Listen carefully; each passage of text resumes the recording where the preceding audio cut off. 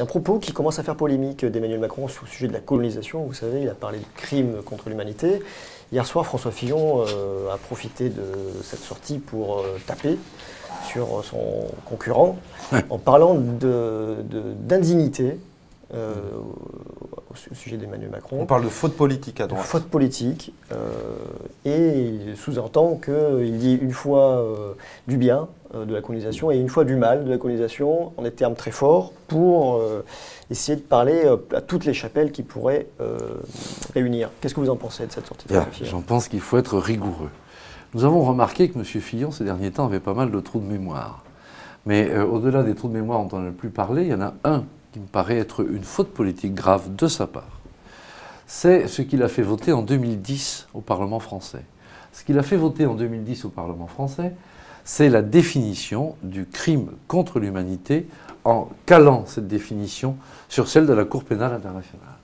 Donc, le crime contre l'humanité, dans son acception historique, avait une forte dimension génocidaire, si vous voulez. C'est-à-dire qu'on considérait que c'était directement lié au génocide perpétré notamment pendant la dernière guerre mondiale. Et là, l'extension, la redéfinition de ce concept est parfaitement conforme à ce que représente la colonisation.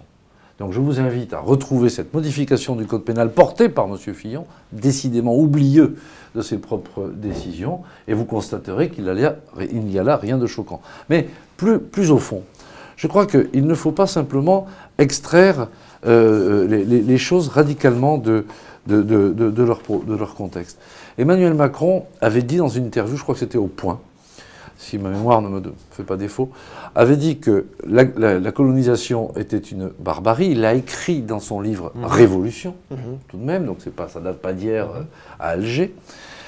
Et il avait compensé un peu son propos dans l'interview au Point en disant, même si on force de constater qu'il reste aussi pour ces pays il avait employé le terme de bienfait, je crois. Un certain nombre de choses qui ont été utiles à ces pays. Très bien.